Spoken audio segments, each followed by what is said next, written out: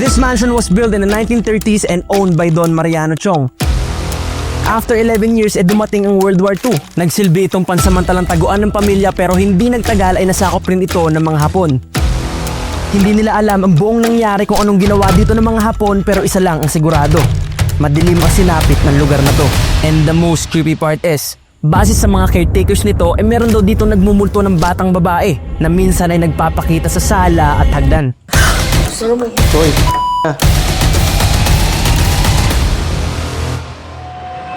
chill lang. Nakapahanap ko kasi nung bata ako, yung mga multo, madalas akong lapitin. Talaga? I'm with Sir Ed and I'm with Myrtle. Okay, so guys, medyo ingat lang kasi we're gonna cross a bridge. Medyo delikado siya actually.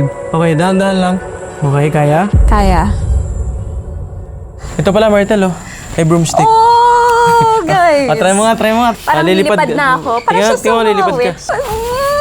Lilipad ba ako ngayon? I had this feeling na So, choking yung feeling.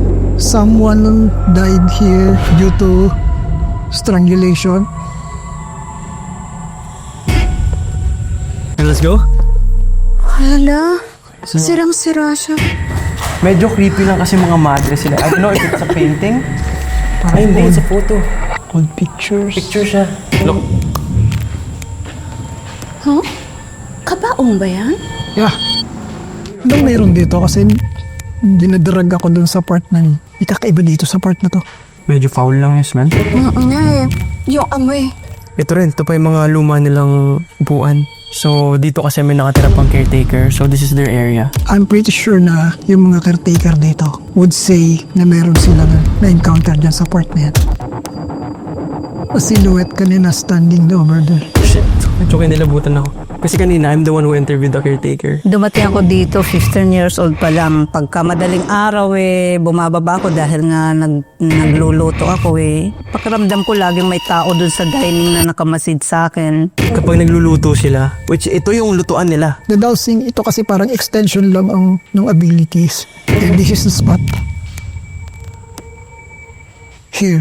Dito yung sinasabi ng mga caretaker. Can you stand over there? Doon sa tinayuan ko. Just feel. Slowly, harap ka dito sa door. Ikot ka, tas dahan-dahan, harap ka lang dyan sa door. Then, tell me how do you feel? Parang naiiyak ako. May strong feeling of emotions. Medyo nakakatakot yung Napapabura ako. Let's go to sa second floor. Okay ka lang? Ano mo yung choking? Did you feel the choking? May tubig ba tayo dyan? May dala-dala niyo yun. Papahingi ako tubig. Last one. Ha? Pards pa, takbo naman ako ng water, Pards. Yung doon kanina kasi yung silhouette niya, babae yung tingin ko, halos hindi sila naghuhuli ng height. If you feel like it's heavy, you can stay with one of the videographers, ha? Okay? Sir? Everything will be fine, okay? Everything's fine. Grabe, exploration pa lang to, sobrang intense. Oh my God.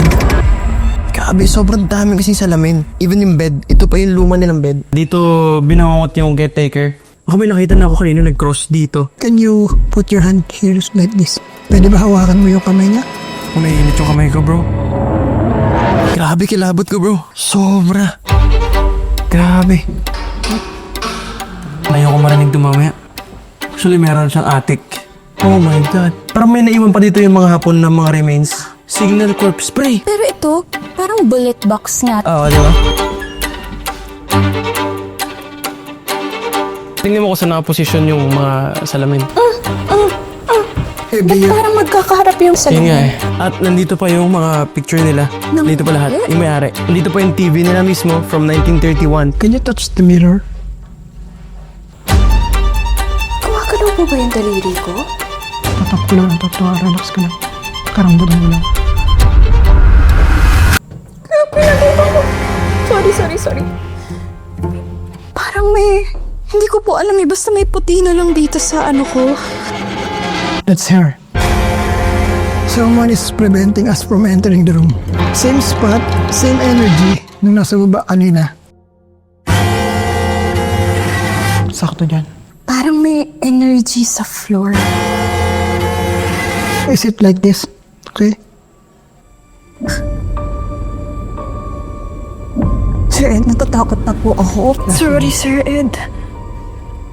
And this one, ito yung old toilet nila. Andito pa yung toilet. Kung makikita nyo guys, iba pa yung dumihan sa ito. May dalawang magkibang toilet. Okay. Is that out? Yan. Same feelings. Kanina pa ako parang hindi Parts, patakbo lang ako ng water. So guys, grabe. We're still exploring. Well, nag-iiyak talaga ako. Time out. Let's... Kanina pa ako naiiyak. Hindi ko alam ba. Time out muna tayo. Ano? Hindi ko na I'll get alam. water muna. Ako. I'll get water muna. Babaan muna sila.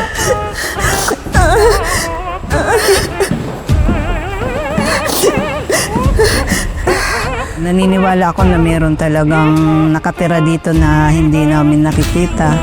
Heavy talaga eh. Actually, hindi ko in-expect eh. May mga espiritu na pakalat-kalat yan. Sure ako, mamaya may malalaman ka kung bakit ikaw ang pinili na napitan.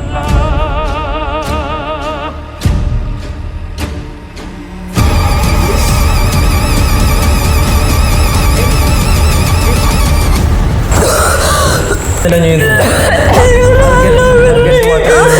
Mamaya may malalaman ka kung bakit ikaw ang pinili na napitan. Ito yung crate na sa loob nito, ito yung mga gagamitin natin for investigation. Dead bell. It rings like a bell talaga. EMF, cat balls. So, next natin is, isa-scatter lang natin yung equipment.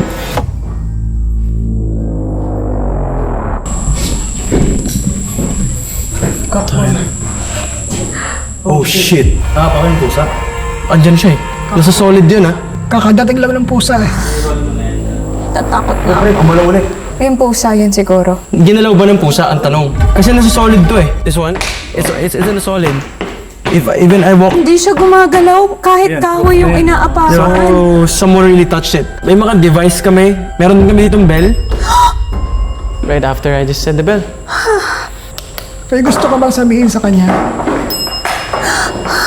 Yes. Nagtitrigger yung ano ko EMF. Wait. Tingnan ko sa naka-lead. Sa casket? Sa casket. Sa kamao mismo. Oh! Right after. Ayun o. Sobrang clear. Grabe. Sobrang lakas dito. Yung bell, lapit natin doon. May kasama pa ba kami dito? Pwede ka nang makipag-usap? Ayun. Mas active siya doon. Ayun o. It won't stop. Isang bell, yes. And dalawang bell, no. Or Siya yung hindi. gusto mong kausap. Siya ba? Hindi na siya sumagot. Kaya ba all of a sudden, biglang tahimik lahat. Parang umalis siya. Sa tingin ko, mas matindi yung communication sa taas. Kasi biglang nag-silent eh. Sure. Oh, shit. Let's go. And one tap means yes. Yes! Oh my gosh. Di ba? Okay guys, so at the moment, nandito na kami sa second floor. And we're gonna start. Kasi dito tayo nililid. Sino man yung espiritu naririto ngayon, pwedeng makipag-usap sa amin. Kamukha siya ng kapatid mo. Kamukha ba siya?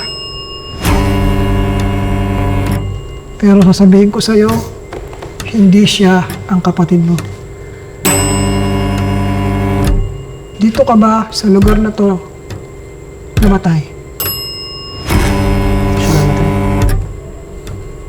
Matagal na ba? Pinatay ka ba ng mga hapon? Gusto mo na bang lumaya?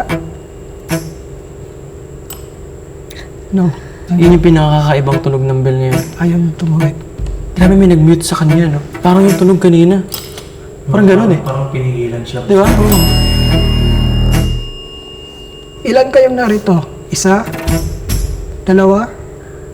5. Tatlo?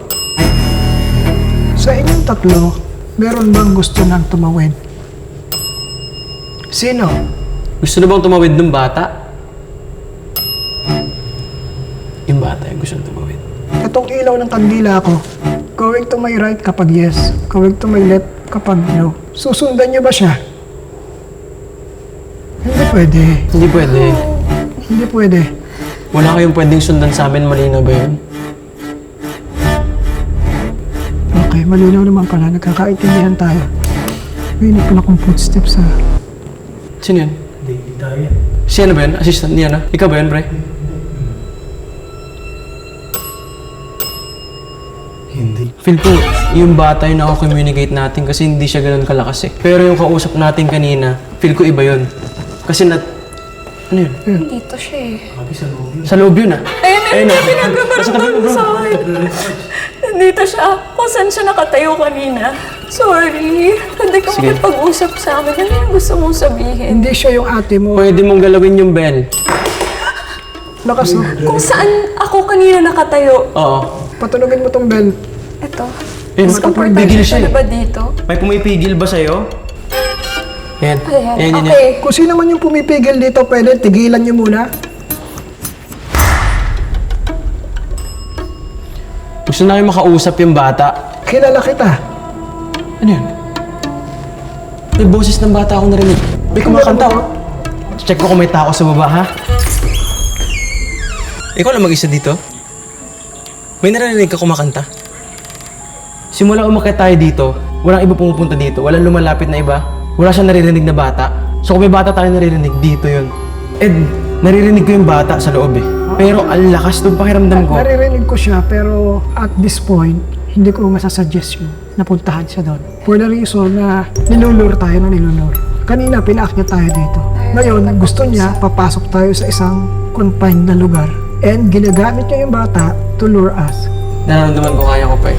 Actually, medyo kinakabahan ako kasi dito pa lang sa gitna. Grabe ng communication. And ngayon, papasok ako dito sa loob. Iwan mo talaga ako. Sure ka? Oo. Sa nagpaparamdam kanina.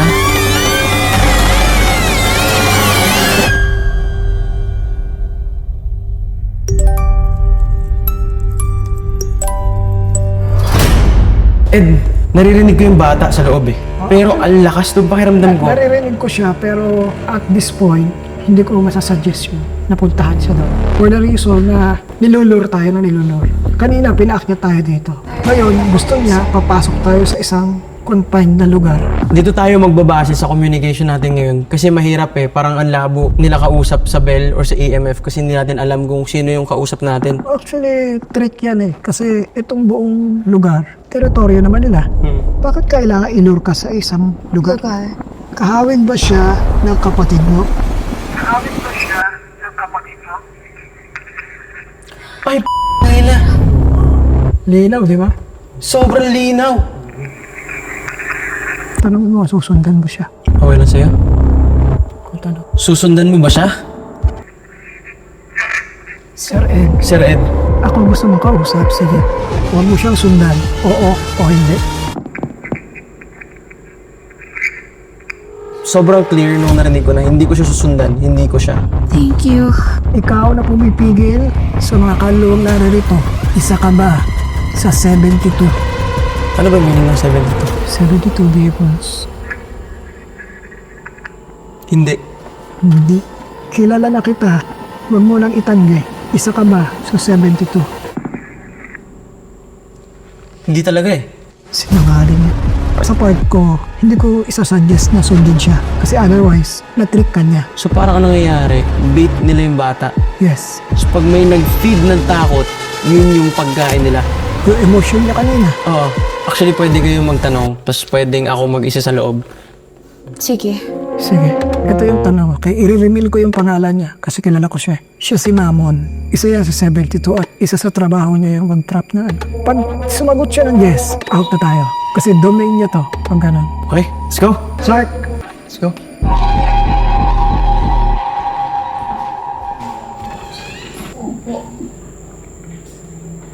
Nawala siya bigla. Sumama siya. Nawala siya bigla. Sumama yata siya dun sa hallway. Grabe, sobrang bigat, pre. Okay, parts game? Game? Okay naman, Angel? Shit. Sa atik yun. Iwan mo talaga ako. Sure ka? Oo. Nandito ako hindi para manggambala. Gusto ko lang malaman kung ano yung nangyayari sa bahay na to. Sa nagpaparamdam kanina, ikaw ba si Mamon? Ay, na. Hindi, sabi hindi ko sasabihin. Hindi ko sasabihin. Diba? Ano ko para sa bata? Huwag niyong pigilan yung bata.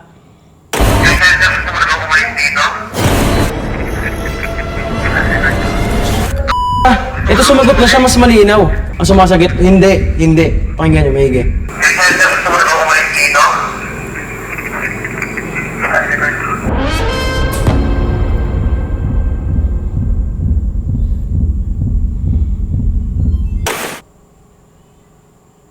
Huling tanong, gusto mo na ba kaming umalis?